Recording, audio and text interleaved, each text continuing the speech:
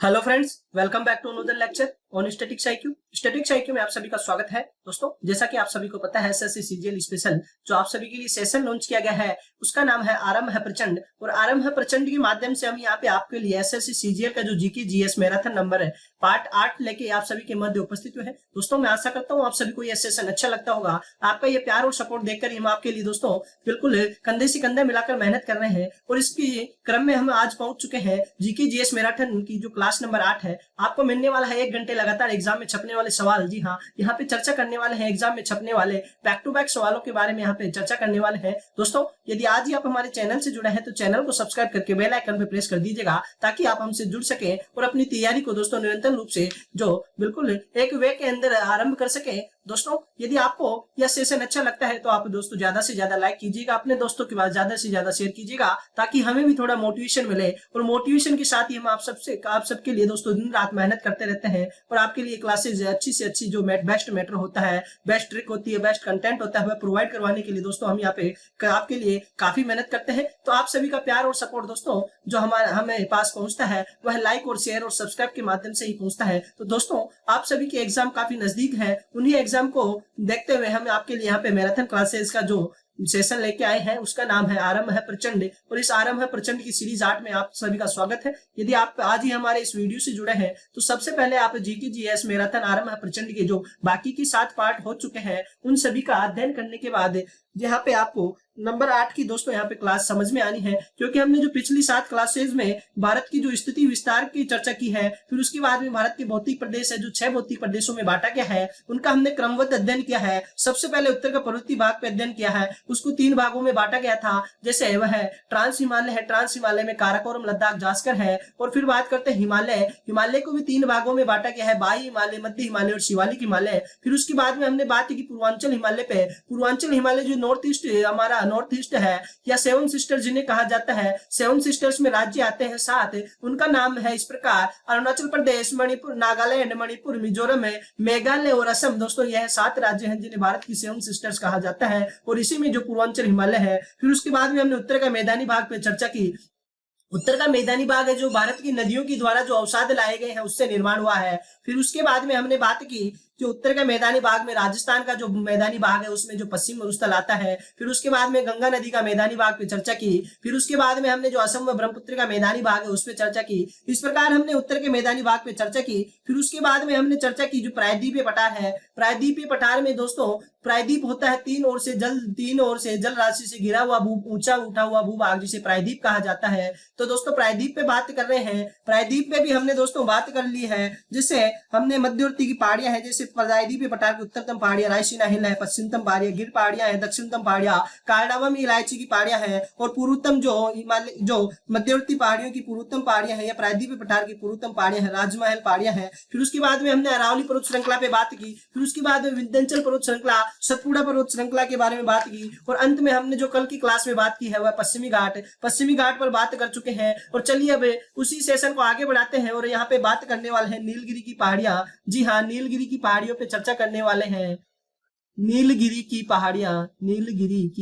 पहाड़ियां। तो दोस्तों यहाँ पे हम बात करेंगे नीलगिरी की पहाड़ियों के बारे में। तो सबसे पहले तो आपको यह पता होना चाहिए जो नीलगिरी की पहाड़ियां है यह एक भौगोलिक ग्रंथि है। जी हाँ, यह एक भौगोलिक ग्रंथि है। भौगोलिक ग्रंथि क्या होती है उसके ऊपर चर्चा करते हैं। तो भौगोलिक ग्रंथि होती है दोस्तों जहां पे 2 या 3 से अधिक पर्वत आकर मिलते हैं उसे भौगोलिक ग्रंथि कहा जाता है। तो दोस्तों यहाँ पे एक डायग्राम के माध्यम से समझने की कोशिश करते हैं कि दोस्तों इधर से पश्चिम की ओर से तो आता है जिसे कहते हैं पश्चिमी घाट। और पश्चिमी घाट हिमालय के बाद में जो भारत का दूसरा सबसे बड़ा पर्वत है उसके बारे में यह भी आपको पता होना चाहिए, उसके बारे में हम चर्चा कर चुके हैं। तो दोस्तों मैं आशा करता हूँ आप सभी को यह सेशन अच्छा लगता होगा।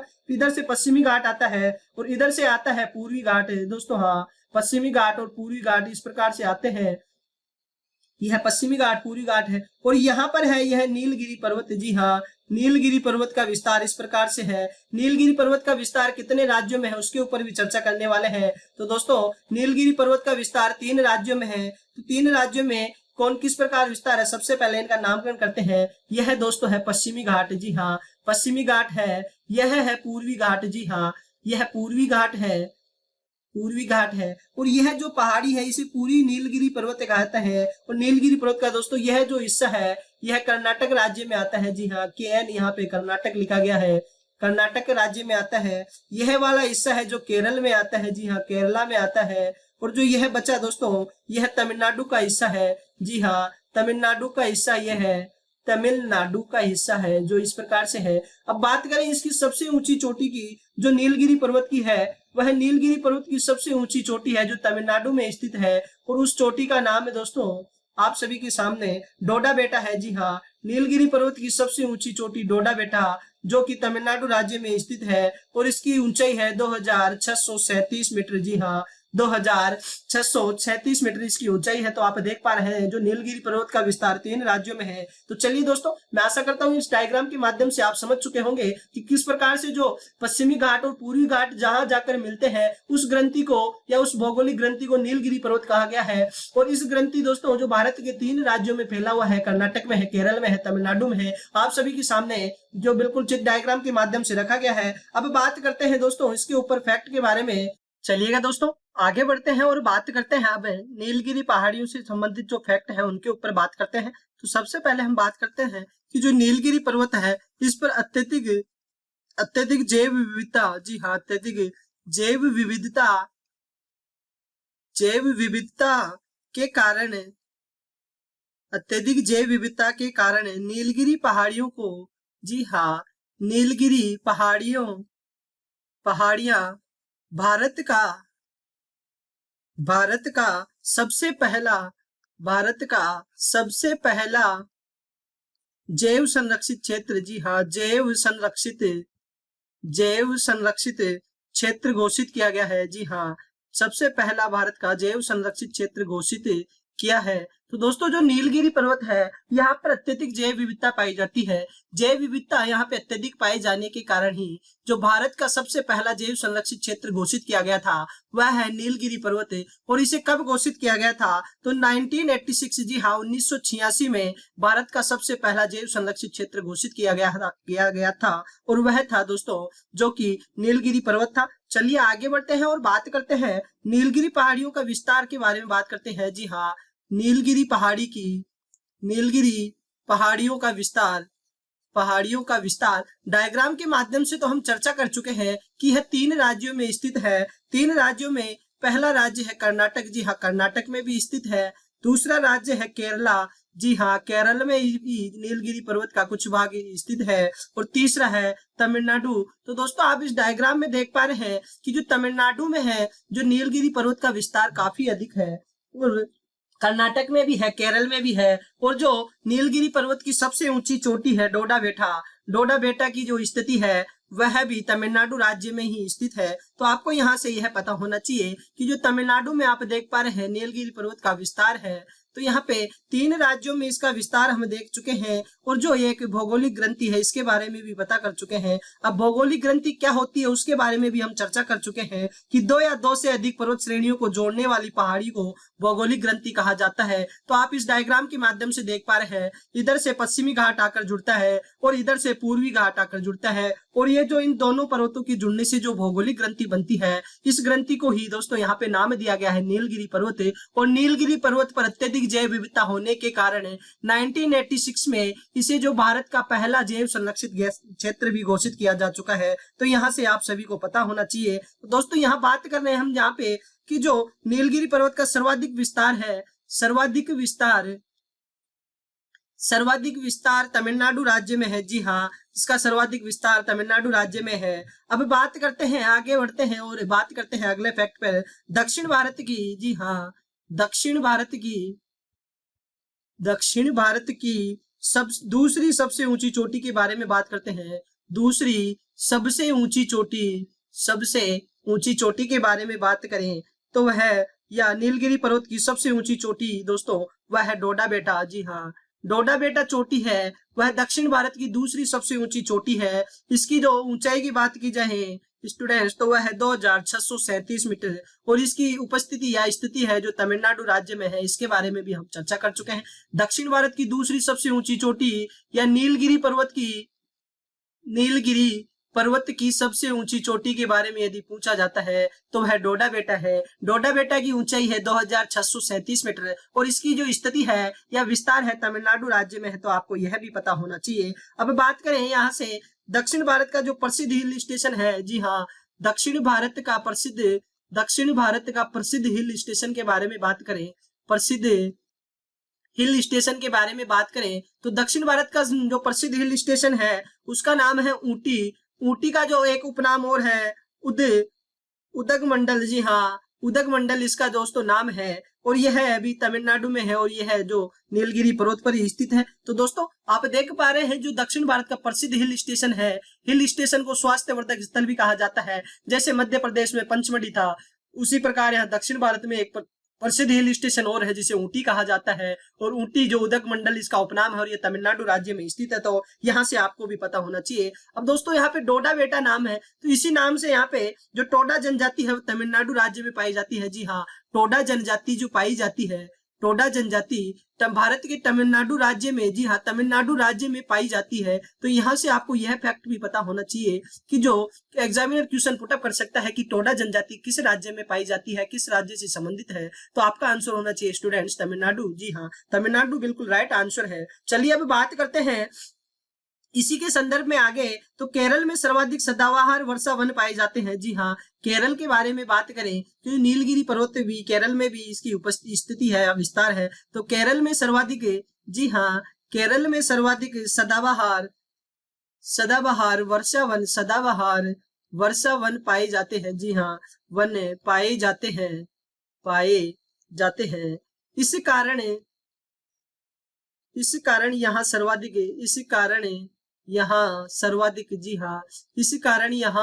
सर्वाधिक जैव विविधता पाई जाती है। जी हाँ, जैव विविधता पाई जाती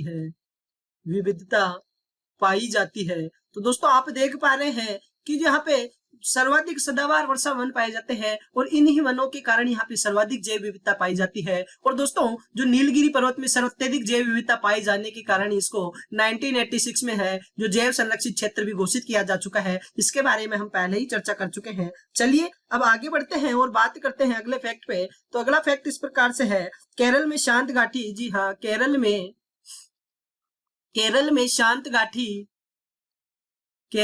शांत घाटी या जो साइलेंट वैली पाई जाती है। जी हाँ, साइलेंट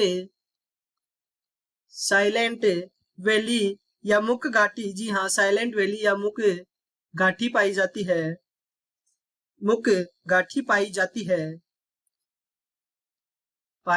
है। तो दोस्तों जो साइलेंट वैली से क्वेश्चन पूछा जाता है कि साइलेंट वैली किस राज्य से संबंधित है, तो आपका आंसर होना चाहिए स्टूडेंट कि साइलेंट वैली केरल राज्य से संबंधित है और इसी साइलेंट वैली का जो उपनाम है वह शांत घाटी भी इसे ही कहा जाता है या मुक घाटी भी इसे कहा जाता है। तो आपको यह पता होना चाहिए। अब बात करें कर्नाटक में नीलगिरी पहाड़ी पर, जी हाँ, नीलगिरी पहाड़ी पर कॉफी का उत्पादन, जी हाँ, कॉफी का उत्पादन किया जाता है। कॉफी का उत्पादन तथा केरल में नीलगिरी पहाड़ियों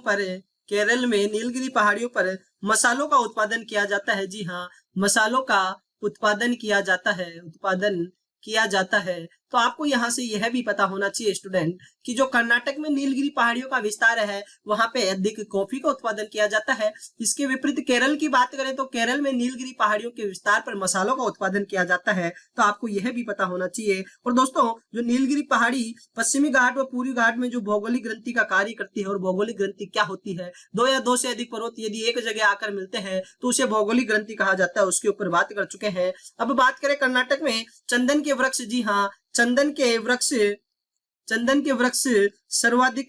सर्वाधिक जो कर्नाटक में पाए जाते हैं। और कर्नाटक में भी दोस्तों जो सर्वाधिक चंदन के वृक्ष है वह शेषाचलम की जो पहाड़ियां है उनकी दोस्तों अत्यधिक ढलान में जो पाए जाते हैं। और आपने अभी जो हाल ही में जो एक फिल्म देखी होगी पुष्पा द राइज, उसमें भी दोस्तों आपने देखा है कि चंदन का वहां पे व्यापार किया जाता था। तो वह चंदन की जो फिल्म का दोस्तों जो अभिनय या दृश्य शूट किया गया है वह कर्नाटक राज्य की जो शेषाचलम है उसके जंगलों का वह दृश्य दिखाया गया है। और उन जंगलों में, शेषाचलम के जंगलों में ही जो चंदन के वृक्ष अधिक पाए जाते हैं। और यहाँ पे भी इसी प्रकार है कि कर्नाटक में लाल चंदन के वृक्ष सर्वाधिक पाए जाते हैं। तो दोस्तों यहाँ से ये फैक्ट आपको पता होना चाहिए।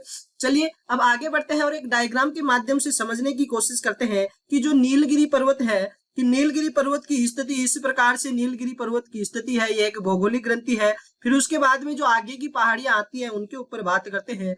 तो इस प्रकार से आगे एक पहाड़ी है, फिर आगे यहाँ पे एक पहाड़ी और है दोस्तों, एक पहाड़ी इस प्रकार से है, इधर फैली हुई है। तो इनका नाम किस प्रकार से होने वाला है? यह तो है नीलगिरी पर्वत। जी हाँ, नीलगिरी पर्वत है, जो कि एक भौगोलिक ग्रंथि है, पश्चिमी घाट व पूर्वी घाट को जोड़ने वाली। और दोस्तों यहाँ पे इसका नाम है अन्नामलाई की पहाड़ियां। जी हाँ, अन्नामलाई की पहाड़ियां इसका नाम है। फिर इसके बाद में जो नीचे की यह पहाड़ी दिख रही है, पर्वत दिख रहा है, इसे इलायची की पहाड़ियां कहा जाता है। जी हाँ, इलायची की पहाड़ियां इसे कहा जाता है, इलायची की पहाड़ियां। अब बात करें इधर यह है, इसका जो इसी पर्वत का नाम है, इसका नाम है कोडाईकनाल, तमिलनाडु। जी हाँ, कोडाईकनाल, यह पालनी की पहाड़ियां हैं। जी हाँ, पालनी की पहाड़ियां। तो दोस्तों अब देख पा रहे हैं यह नीलगिरी पर्वत है। इस नीलगिरी पर्वत के इधर से आकर है, जी हाँ, इधर से आकर जो पश्चिमी घाट जुड़ता है, इधर से आकर पूर्वी घाट जुड़ता है। तो इनका नामकरण भी देख लेते हैं। यह है पूर्वी घाट। जी हाँ, पूर्वी घाट है। इधर यह है जो पश्चिमी घाट है। जी हाँ, यह है पश्चिमी घाट है। तो आप देख पा रहे हैं जो पर्वतों की जो श्रृंखला है इस क्रम में है। जैसे तो आपसे इनका उत्तर से दक्षिण में क्रम भी पूछा जा सकता है कि जो पश्चिमी घाट है, फिर नीलगिरी पर्वत आएगा, फिर अन्नामलाई की पहाड़ी आएगी, फिर इलायची की पहाड़ी आती है। इस प्रकार आपको इनका क्रम भी पता होना चाहिए, क्योंकि यहाँ पे जो एग्जामिनर है बिल्कुल सत्य असत्य के माध्यम से पूछा जा सकता है। क्या जो पहाड़ियों का, दक्षिण की पहाड़ियों का क्रम है जो इस प्रकार से है, उसमें दोस्तों 3 आपको सही दे चुका होगा और एक गलत, तो उसमें आपको दोस्तों असत्य में भी पूछा जा सकता है। तो इनका क्रम आपको पता होना चाहिए कि उत्तर में है पश्चिमी घाट, फिर आता है नीलगिरी पर्वत, फिर आती है अन्नामलाई की पहाड़ियां और फिर आती है इलायची की पहाड़ियां। तो आपको यह भी पता होना चाहिए। अब दोस्तों यहाँ से बात करें कि यहाँ पे जो मुख्य जो हिल स्टेशन है उनके बारे में बात करें, तो मुख्य हिल स्टेशन या इनकी चोटियों के बारे में बात करें तो अन्नामलाई का सबसे पहले उपनाम पे देखते हैं। तो अन्नामलाई का हाथी की पहाड़ियां इसका उपनाम है। जी हाँ, हाथी की पहाड़ियां इसका उपनाम भी है। तो आपको यह उपनाम भी पता होना चाहिए। और दोस्तों इसकी सबसे ऊंची चोटी की बात की जाती है, सबसे ऊंची चोटी की बात करें तो इसकी, या अन्नामलाई की पहाड़ी, हाथी की पहाड़ी की सबसे ऊंची चोटी है अनाईमुडी। जी हाँ, अनाईमुडी चोटी है, इसकी ऊंचाई है 2645 मीटर। जी हाँ, 2645 मीटर इसकी ऊंचाई है। और ये दक्षिण भारत की तथा प्रायद्वीपीय भारत की सबसे ऊंची चोटी है। जी हाँ, जो अनाईमुडी है यह दक्षिण भारत तथा दक्षिण भारत या प्रायद्वीपीय भारत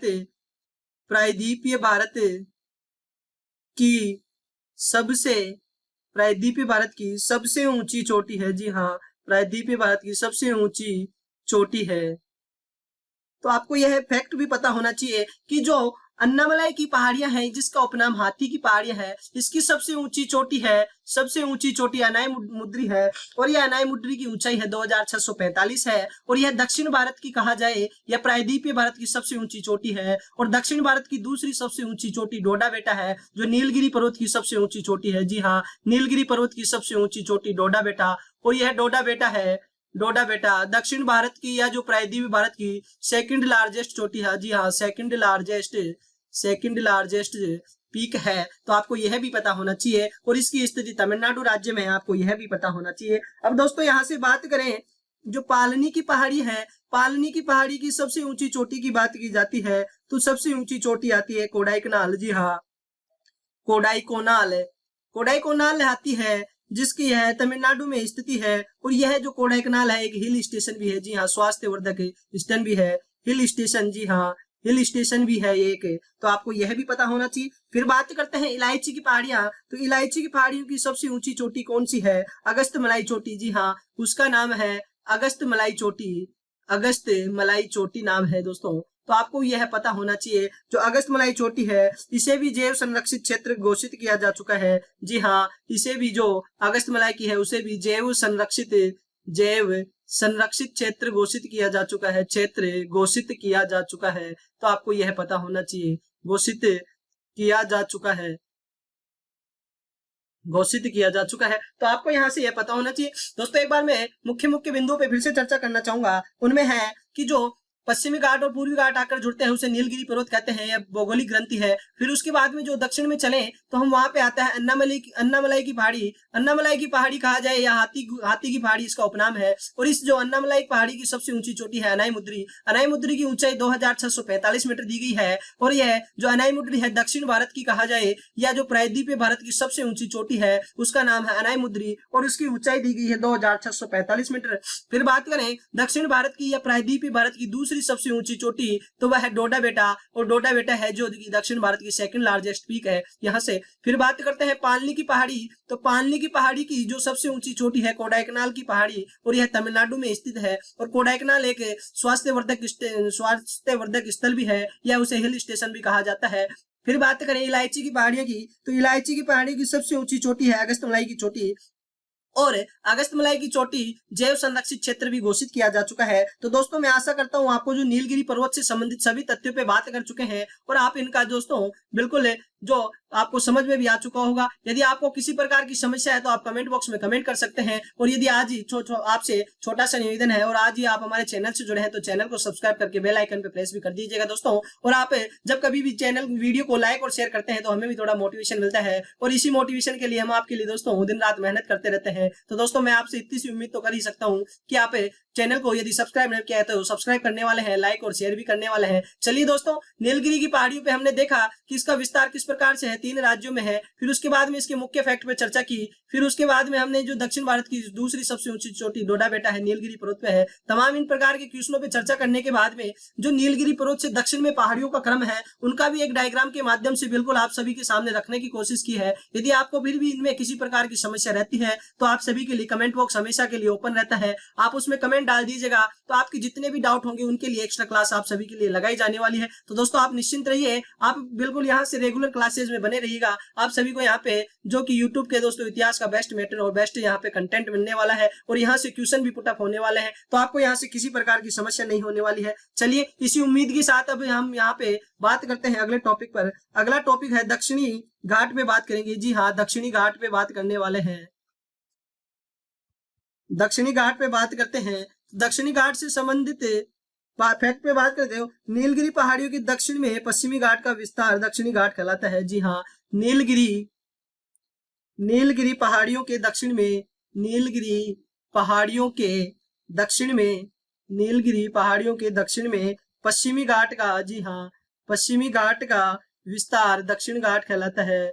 विस्तार दक्षिण घाट कहलाता है। तो दक्षिणी घाट क्या होता है सबसे पहले तो आपको पता होना चाहिए। जैसे पश्चिमी घाट होता है उसे सह्याद्री कहा जाता है। पूर्वी घाट के बारे में हम बात करने वाले हैं, तो उससे पहले हम बात करेंगे दक्षिणी घाट पर। तो दक्षिणी घाट आपको पता होना चाहिए।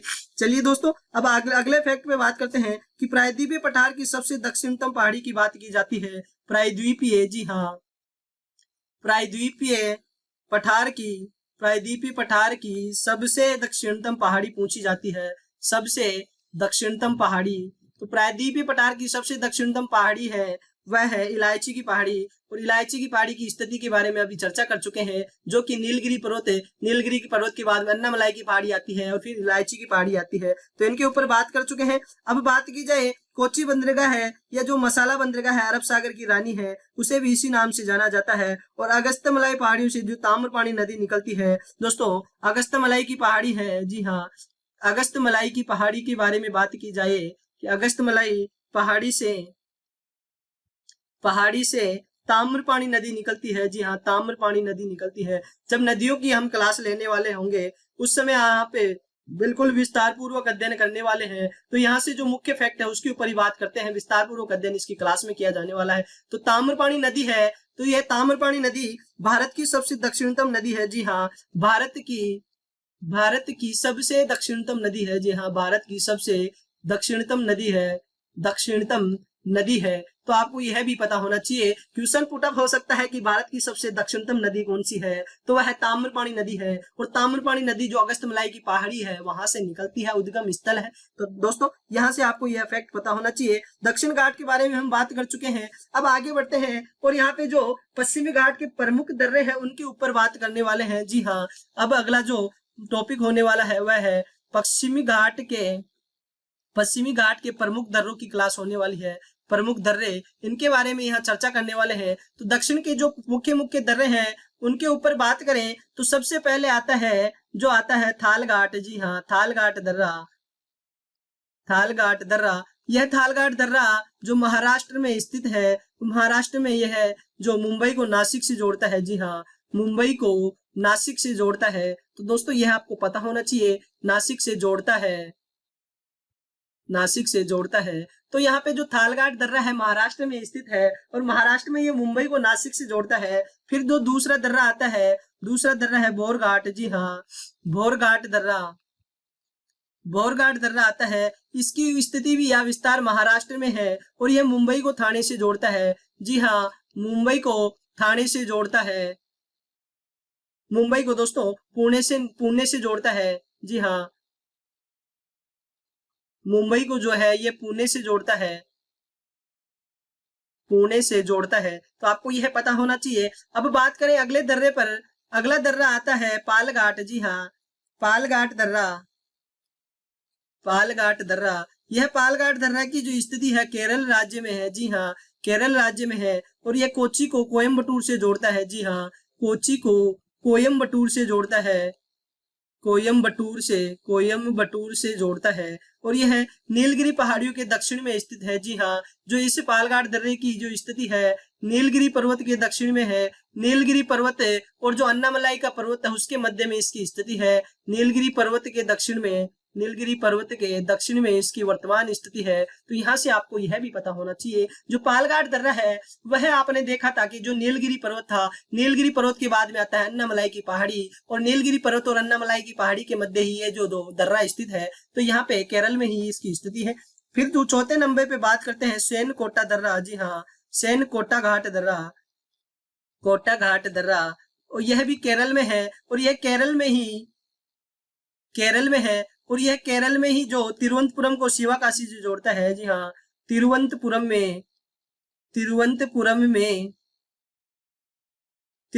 को शिवकाशी से जोड़ता है। जी हाँ, शिवकाशी से जोड़ता है। तो आपको यह भी पता होना चाहिए कि ये जो चारों दर्रे लिखाए गए हैं यह पश्चिम घाट से ही स्थित है। और पश्चिम घाट में दोस्तों थालघाट दर्रा महाराष्ट्र से है, थालघाट और बोरघाट महाराष्ट्र से है। पालघाट और जो सेनकोटा घाट दर्रा है वह केरल राज्य से संबंधित है। तो दोस्तों यहाँ से आप सभी को पता होना चाहिए कि यहाँ पे किस प्रकार से यह संबंधित है, किस राज्य से संबंधित है, किसको किससे जोड़ते हैं। तो दोस्तों मैं आशा करता हूँ आप सभी को जो पश्चिमी घाट की हम बात कर रहे हैं उसके अंदर सबसे पहले हम जो कल की क्लास में चर्चा कर चुके थे, उसके बाद में प्रायद्वीपीय पठार में हमने देखा था कि जो निम्न पहाड़ियों पे चर्चा करने के बाद में जो पश्चिमी घाट पे चर्चा चल रही थी। आज के सेशन में नीलगिरी पर्वत से हमने स्टार्ट किया। नीलगिरी पर्वत पढ़ने के बाद में दक्षिणी घाट पर्वत पढ़ा, फिर उनके प्रमुख दर्रों पे बात की। अब आगे की जो सेशन में हम बात करने वाले हैं वह है पूर्वी घाट। जी हाँ, पूर्वी घाट के ऊपर बात करने वाले हैं। जिस प्रकार हमने पश्चिमी घाट पे चर्चा की उसको 16 डिग्री जो चैनल है वह दो भागों में बांटता है, उत्तरी सह्याद्री और दक्षिणी सह्याद्री। इस प्रकार उसमें चर्चा करने के बाद में अब हमें पूर्वी घाट पे चर्चा करने वाले हैं। पूर्वी घाट पे चर्चा करें तो यह भारत के पूर्वी तट पर स्थित है। जी हाँ, भारत के पूर्वी तट पर स्थित है। तो यह भारत के पूर्वी तट पर स्थित है। प्रायद्वीपीय पठार का जो ढलान है, जी हाँ, प्रायद्वीपीय पठार का ढलान है पश्चिम से पूर्व की ओर है। जी हाँ, पश्चिम से पूर्व की ओर होने के कारण प्रायद्वीपीय नदियां, जी हाँ, प्रायद्वीपीय नदियां इसे अपरदित कर देती है। जी हाँ, इसे अपरदित कर देती है, अत्यधिक अपरदित कर देती है। तो दोस्तों ये जो नदियां हैं, जो यहाँ पे जो पूर्वी घाट है, इसको दोस्तों ढलान जो पश्चिम से पूर्व की ओर है, तो नदियां भी पश्चिम से पूर्व की ओर बहने वाली है। तो यहाँ से ये नदियां इनको दोस्तों जो काफी अपरदित कर देती है। तो यहाँ पे यह बिल्कुल जो पूर्वी घाट है कटा छटा पर्वत है। जी हाँ, पूर्वी घाट छोटी छोटी पूर्वी घाट छोटी छोटी पहाड़ियों के रूप में, जी हाँ, छोटी छोटी पहाड़ियों के रूप में दिखाई देता है, जी हाँ, रूप में दिखाई देता है, काफी कटाछटा पर्वत है। तो यहाँ पे बात करें तो पूर्वी घाट का विस्तार के बारे में यहाँ पे बात करते हैं, जी हाँ। अब बात करते हैं पूर्वी घाट के विस्तार के बारे में। जो विस्तार है, जो महानदी से लेकर, जी हाँ, महानदी से लेकर जो दक्षिण में नीलगिरी पर्वत तक, जी हाँ, दक्षिण में नीलगिरी पर्वत तक इसका विस्तार दिया गया है। जो महानदी से लेकर दक्षिण में नीलगिरी पर्वत तक है, जो हमने देखा था, जो नीलगिरी पर्वत के एक तरफ से पश्चिमी घाट पर्वत आकर मिलता है, एक तरफ से पूर्वी घाट पर्वत आकर मिलता है, और एक भौगोलिक ग्रंथि बनती है जिसे नीलगिरी पर्वत कहा जाता है। तो वह उस नीलगिरी पर्वत तक इसका विस्तार है। अब यहाँ पे हम राज्य वाइज बात करने वाले हैं कि कौन से राज्य में जो पूर्वी घाट को किस नाम से जाना जाता है। तो दोस्तों, जो महानदी का मुहाना बनाती है वह उड़ीसा में बनाती है। तो उड़ीसा में इसको जो गडजात पहाड़ियों के नाम से जाना जाता है, जी हाँ, एक तो गडजात पहाड़ियों के नाम से जाना जाता है सॉरी दोस्तों, यहाँ पे गडजात पहाड़ियां हैं। एक दूसरी जो पहाड़ी है उड़ीसा के अंदर ही, उसका नाम है महेंद्रगिरी पहाड़ियां, जी हाँ, महेंद्रगिरी की पहाड़ियां, या इसका उपनाम है उदयगिरी की पहाड़ियां, जी हाँ, उदयगिरी की पहाड़ियां। और यहाँ पे जो महेंद्रगिरी की पहाड़ी, यहाँ पे प्रसिद्ध हिल स्टेशन भी है, जी हाँ, यहाँ पे प्रसिद्ध हिल स्टेशन भी है। तो आपको पता होना चाहिए कि जो महेंद्रगिरी की पहाड़ियों पर ही जो एक हिल स्टेशन भी है, आपको पता होना चाहिए। उड़ीसा में दो पहाड़ियां हैं जो पूर्वी घाट के जो मद्देनजर आती है, वह है गडजात की पहाड़ियां या महेंद्रगिरी की पहाड़ियां, या जिनका उपनाम उदयगिरी की पहाड़ियां है। तो यहाँ से आपको पता होना चाहिए। फिर बात करें आंध्र प्रदेश की, जी हाँ, आंध्र प्रदेश राज्य की बात करते हैं। तो आंध्र प्रदेश में जो पूर्वी घाट के मद्देनजर जो पहाड़ियां आती है, उनमें पहले नंबर पे आती है मलयगिरी की पहाड़ियां, जी हाँ, मलयगिरी की पहाड़ियां। मलयगिरी की पहाड़ी पे बात करें तो इसका जो पूर्वी घाट की सबसे ऊंची चोटी इसी पर्वत पर स्थित है, जिसका नाम है अरमाकोंडा, जी हाँ, अरमाकोंडा पर्वत है या अरमाकोंडा चोटी है, जिसे जिंदागढ़ा भी कहा जाता है, जी हाँ, जिसे जिंदागढ़ा भी कहा जाता है। और यह पूर्वी घाट की सबसे ऊंची चोटी है, जी हाँ, यह जो है यह पूर्वी घाट की सबसे ऊंची चोटी है, जी हाँ, पूर्वी घाट की सबसे ऊंची चोटी के बारे में बात किया जाए या क्वेश्चन पूछा जाता है तो उसका नाम है अरमाकोंडा। और अरमाकोंडा है जो चोटी है वह मलयगिरी पर्वत पर स्थित है, और मलयगिरी पर्वत आंध्र प्रदेश में जो पूर्वी घाट का हिस्सा है। तो आपको यहाँ से पता होना चाहिए। और इसकी औसतन ऊंचाई की बात की जाती है तो 1680 मीटर इसकी औसतन ऊंचाई है। और दोस्तों, यह एनसीईआरटी के अनुसार बिल्कुल आपको फैक्ट है जो दिया जा रहा है, जो पूर्वी घाट की सबसे ऊंची चोटी अरमाकोंडा है और यह है 1680 मीटर है। तो आपको यह भी पता होना चाहिए। चलिए अब आगे बात करते हैं और आंध्र प्रदेश की अगली पहाड़ियों पे बात करें तो अगली पहाड़ी का नाम है नल्लामलाई, जी हाँ, नल्लामलाई की पहाड़ियां हैं जो कि आंध्र प्रदेश में पूर्वी घाट का हिस्सा है। फिर उसके बाद में पालकोंडा, जी हाँ, पालकोंडा की बात की जाती है। पालकोंडा भी जो आंध्र प्रदेश में पूर्वी घाट का हिस्सा है। फिर आती है वेलिकोंडा, जी हाँ, वेलिकोंडा भी आंध्र प्रदेश में स्थित है और यह भी पूर्वी घाट का हिस्सा है। जहां हम पश्चिमी घाट की बात कर रहे थे तो वह जो ताप्ती नदी के मुहाने से लेकर नीलगिरी पर्वत तक जो कि बिल्कुल एक लगातार क्रम में पहाड़ियां है, जबकि जो पूर्वी घाट इसके अपेक्षाकृत काफी कटाछटा है। इसका कटाछटा होने का कारण भी हम चर्चा कर चुके हैं कि जो प्रायद्वीपीय पठार का जो ढाल पश्चिम से पूर्व की ओर है, तो नदियां भी पश्चिम से पूर्व की ओर बहती है, जो पूर्वी घाट को दोस्तों काफी अपर्दित कर देती है। इस कारण ही जो पूर्वी घाट की जो पहाड़ियां हैं काफी कटी छटी है। तो आपको यह भी पता होना चाहिए। चलिए दोस्तों, अब यहाँ पे आंध्र प्रदेश की हम देख चुके हैं 4 पहाड़ियां जो पूर्वी घाट के मद्देनजर यहाँ पे आंध्र प्रदेश में स्थित है। पहली है मलयगिरी, दूसरी नल्लामलाई, तीसरी पालकोंडा और चौथी वेलिकोंडा। तो यहाँ पे जो पूर्वी घाट की सबसे ऊंची चोटी की बात कर जाए तो वह है अरमाकोंडा। अरमाकोंडा का उपनाम है जिंदागढ़ा और यह जो पूर्वी घाट की सबसे ऊंची चोटी है इसकी ऊंचाई 1680 मीटर है। तो दोस्तों यहाँ से आपको पता होना चाहिए। चलिए आगे बढ़ते हैं और अब बात करते हैं अगले राज्य पर। अगला राज्य है तेलंगाना। तेलंगाना में भी पूर्वी घाट के जो मद्देनजर पर्वत आते हैं, तो तेलंगाना में नाम आता है शेषाचलम। जी हाँ, तेलंगाना में आता है शेषाचलम और शेषाचलम को यह बायोस्फीयर रिजर्व भी घोषित किया जा चुका है। जी हाँ, बायोस्फीयर रिजर्व भी घोषित किया जा चुका है। तो आपको यह भी पता होना चाहिए कि जो तेलंगाना में शेषाचलम की पहाड़ियां आती है वह है बायोस्फीयर रिजर्व घोषित किया जा चुका है। अगला राज्य आता है तमिलनाडु। तमिलनाडु में जो पहाड़ियों का क्रम है वह है पहले तो यहाँ जावेदी पहाड़ी पाई जाती है, फिर यहाँ पे दूसरी पहाड़ी पाई जाती है सेवरोई की पहाड़ी, जी हाँ सेवरोई की पहाड़ी पाई जाती है। फिर जो तीसरी पहाड़ी आती है पंचमलाई की पहाड़ी आती है, और पंचमलाई की पहाड़ियों के बाद में दोस्तों जो नीलगिरी पर्वत आ जाता है, और यह नीलगिरी पर्वत एक भौगोलिक ग्रंथि है जो पश्चिमी घाट और पूर्वी घाट को जोड़ने का कार्य करती है। तो दोस्तों आपने देखा जो पूर्वी घाट जो काफी कटा छटा पर्वत है, जो महानदी से लेकर नीलगिरी पर्वत तक फैला हुआ है। उड़ीसा में गडजात की पहाड़ी आती है, फिर महेंद्रगिरी की पहाड़ियां आती है, और आंध्र प्रदेश में मलयगिरी की पहाड़ियां, नल्लामलाई की पहाड़ियां, पालकोंडा और वेलिकोंडा की जो पहाड़ियां आती है। पूर्वी घाट की सबसे ऊंची चोटी के बारे में बात कर चुके हैं। फिर तेलंगाना में जो शेषाचलम पर्वत आता है, और फिर जावेदी और जो सेवराई और पंचमलाई की पहाड़ियां हैं तमिलनाडु में आती है। तो दोस्तों हमने देखा कि जो पूर्वी घाट का हमने विस्तार पूर्वक अध्ययन कर चुके हैं, और अब बात करते हैं जो प्रायद्वीपीय पठार के अंतर्गत यहाँ पे बात करने वाले हैं भारत के प्रमुख पठार। जी हाँ, भारत के प्रमुख पठार के ऊपर चर्चा करने वाले हैं, भारत के प्रमुख पठार के ऊपर चर्चा करने वाले हैं। तो सबसे पहले हम बात करेंगे मेवाड़ का पठार। जी हाँ, मेवाड़ का पठार के बारे में बात करने वाले हैं। तो मेवाड़ का पठार किस प्रकार से है, तो यह पठार जो दिया गया है मेवाड़ का पठार, मेवाड़ का पठार, यह पठार अरावली के, यह पठार अरावली के उत्तर पूर्व में, जी हाँ अरावली के उत्तर पूर्व में स्थित है। जी हाँ, अरावली के उत्तर पूर्व में स्थित राजस्थान व मध्य प्रदेश में फैला हुआ है। जी हाँ, राजस्थान व मध्य प्रदेश में स्थित है। तो दोस्तों जो अरावली पर्वतमाला गुजरात के पालमपुर से लेकर दिल्ली की रायसीना तक का विस्तार है, तो इसमें इसके उत्तर पूर्व में राजस्थान व मध्य प्रदेश में स्थित एक पठार आता है, उसका नाम दिया गया है मेवाड़ का पठार। और मेवाड़ के पठार से बारे में बात की जाए कि मेवाड़ पठार अरावली को, मेवाड़ का पठार अरावली को मालवा के पठार से अलग करता है। जी हाँ, मालवा के पठार से अलग करने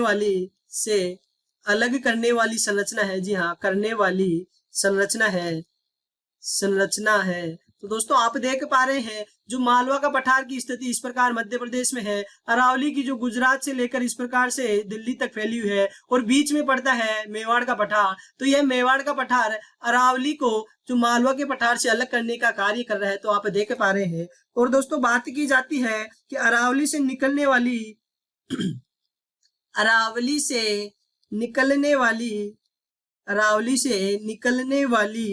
बनास नदी इस पठार की, या जो मेवाड़ के पठार की महत्वपूर्ण नदी है। तो दोस्तों क्वेश्चन पूछा जाए कि जो मेवाड़ के पठार की महत्वपूर्ण नदी कौन सी है, तो आपका आंसर होना चाहिए कि अरावली से निकलने वाली बनास नदी ही जो मेवाड़ के पठार की दोस्तों सबसे महत्वपूर्ण नदी है। तो दोस्तों मेवाड़ के पठार के बारे में बात कर चुके हैं, अब आगे बढ़ते हैं और अगले पठार के बारे में बात करते हैं, और वह है मालवा का पठार। जी हाँ, मालवा का पठार, मालवा के पठार के बारे में चर्चा करने वाले हैं। तो मालवा का पठार के बारे में चर्चा करें तो यह सबसे पहले इसकी विस्तृति या विस्तार के बारे में चर्चा करते हैं। तो जो अरावली तथा विंध्याचल पर्वत जो कि भारत का मध्य में स्थित है, और यह है भारत को दो भागों में बांटता है, जो कि उत्तर भारत और दक्षिण भारत में बांटता है। तो विंध्याचल पर्वत श्रृंखलाओं के मध्य, जी हाँ विंध्याचल पर्वत श्रृंखलाओं के मध्य स्थित, और इसका जो निर्माण है जो मालवे के पठार का, वह बेसाल्ट चट्टानों से हुआ है। जी हाँ, मालवा के पठार का निर्माण बेसाल्ट चट्टानों से हुआ है। तो आपको यह भी पता होना चाहिए कि अरावली तथा विंध्याचल पर्वत श्रृंखलाओं के मध्य में स्थित जो पठार है उसका नाम दिया गया है मालवा का पठार, और मालवा का पठार है जो बेसाल्ट चट्टानों से निर्मित है। और बात की जाए यहाँ पे चंबल नदी की, तो चंबल नदी मालवा के पठार की सबसे प्रमुख नदी है। जी हाँ, चंबल नदी मालवा के पठार की सबसे महत्वपूर्ण नदी है। जी हाँ, सबसे महत्वपूर्ण नदी है। तो दोस्तों क्वेश्चन पुटअप हो सकता है यहाँ से कि मालवा के पठार की सबसे जो महत्वपूर्ण नदी कौन सी है, तो वह चंबल नदी है। चंबल नदी जो बुंदेलखंड पठार से उत्खात भूमि दोस्तों बीहड़ के लिए प्रसिद्ध है। और दोस्तों सॉरी दोस्तों, यहाँ पे बात की जाए चंबल नदी, तो चंबल नदी पे दोस्तों आपने देखा है काफी जो उत्खात स्थलाकृति के लिए प्रसिद्ध है, बीहड़ के लिए प्रसिद्ध है। तो यहाँ से चंबल नदी से बीहड़ में भी प्रसिद्ध है। और जब यहाँ पे राजस्थान के संदर्भ में बात करते हैं तो यहाँ से हम जब राजस्थान का जीके पढ़ेंगे उस समय आपको यहाँ से विस्तार पूर्वक चंबल नदी के बारे में, किस प्रकार की यहाँ पे जो उत्खात स्थलाकृति होती है बीहड़ के नाम से जाना जाता है। चलिएगा दोस्तों आगे बढ़ते हैं और बात करते हैं चंबल नदी से संबंध में ही। तो जो चंबल नदी है, चंबल नदी बुंदेलखंड पठार को, जी हाँ बुंदेलखंड पठार को अवनालिका अपर्दन, जी हाँ अवनालिका अपर्दन के लिए प्रसिद्ध है। जी हाँ, के लिए प्रसिद्ध है। जो चंबल नदी है बुंदेलखंड पठार में अवनालिका अपर्दन के लिए काफी प्रसिद्ध है। तो आपको यह भी पता होना चाहिए कि जो चंबल नदी है वह अवनालिका अपर्दन के लिए दोस्तों प्रसिद्ध है। फिर बात की जाए भारत में, कि भारत में अवनालिका अपर्दन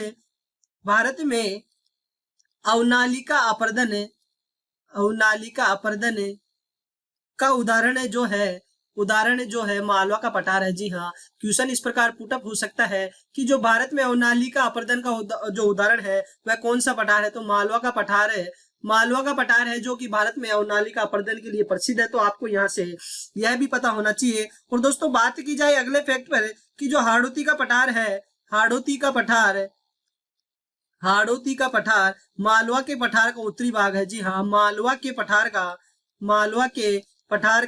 उत्तरी भाग है। जी हाँ, मालवा के पठार का उत्तरी भाग ही है जो हाड़ौती का पठार है। हाड़ौती के पठार में कोटा, बूंदी, बारा, झालावाड़ ये चार जो राजस्थान के जिले हैं वह आते हैं। तो दोस्तों हाड़ौती का पठार है जो मालवा के पठार का भाग है। दोस्तों अब यहाँ पे जो इसका मालवा के पठार का क्षेत्रीय विभाजन है उसको एक दोस्तों डायग्राम के माध्यम से समझने की कोशिश करते हैं। दोस्तों यह पूरा मालवा का पठार है। यहाँ पे देखते हैं कि ये जो क्षेत्र बनाया गया है यह पूरा मालवा का पठार है। अब इसकी स्थिति किस प्रकार से है उसके बारे में बात करते हैं। तो स्थिति के बारे में बात की जाए तो यह जो क्षेत्र आता है इधर से, यह क्षेत्र हाड़ौती का पठार है। जी हाँ, यह क्षेत्र जो आता है वह हाड़ौती का पठार है। जी हाँ, हाड़ौती का पठार है। और इसी का दोस्तों जो दूसरा नाम है या उपनाम है दक्षिण पूर्वी राजस्थान भी इसे ही कहा जाता है। फिर इसके बाद में बात की जाए, यह जो क्षेत्र है पूरा यह यूपी व एमपी में विस्तृत है। यूपी व एमपी का जो कुछ भाग है वह बुंदेलखंड का पठार के नाम से जाना जाता है। जी हाँ,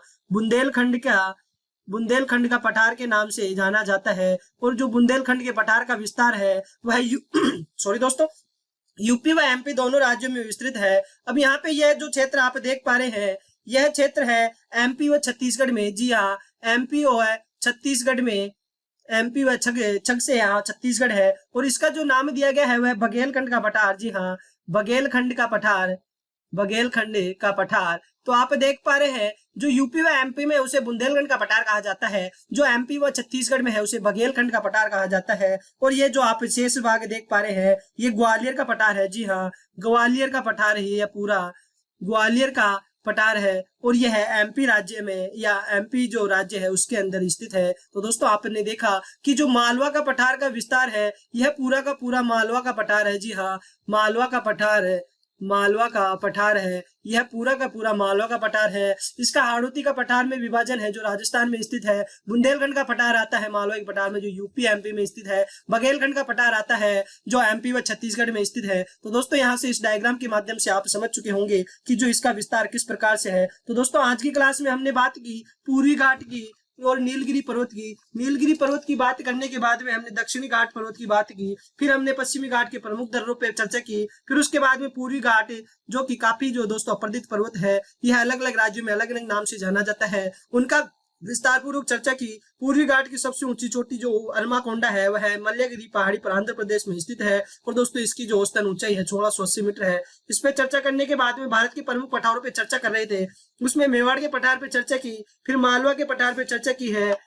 और दोस्तों आज के सेशन में हमने बस यहीं तक होने वाला है। अगले सेशन में अब आगे का जो पोर्शन होने वाला है उसके ऊपर बात करने वाले हैं। तो दोस्तों यदि आज का आपको सेशन अच्छा लगा है तो दोस्तों ज्यादा से ज्यादा लाइक कीजिएगा, शेयर कीजिएगा, और यदि आज ही आप हमारे चैनल से जुड़े हैं तो चैनल को सब्सक्राइब करके बेल आइकन पर प्रेस कर दीजिएगा दोस्तों, ताकि आप हमसे जुड़ सके और आपकी आने वाली हर एग्जाम की यहाँ पे जो आपको तैयारी देखने को मिलने वाली है। तो दोस्तों बने रहिएगा हमारे साथ, इसी प्रकार से आपका प्यार और सपोर्ट के लिए दोस्तों हम यहाँ पे बिल्कुल आपके लिए संघर्ष कर रहे हैं। तो दोस्तों आपसे एक बार फिर से निवेदन है, यदि आज ही आप हमारे चैनल से जुड़े हैं तो चैनल को सब्सक्राइब करके बेल आइकन पर प्रेस कर दीजिएगा दोस्तों, ताकि आने वाली हर एग्जाम की नोटिफिकेशन हो या उसमें पूछे जाने वाले स्टैटिस्टिक्स से या इंडिया जीके हो या करंट अफेयर से क्वेश्चन पूछे जाते हैं, तो उस सभी की यहाँ पे दोस्तों आपको तैयारी फ्री ऑफ कॉस्ट यूट्यूब पे मिलने वाली है। तो दोस्तों मिलते हैं अगले सेशन में। जय हिंद, जय भारत।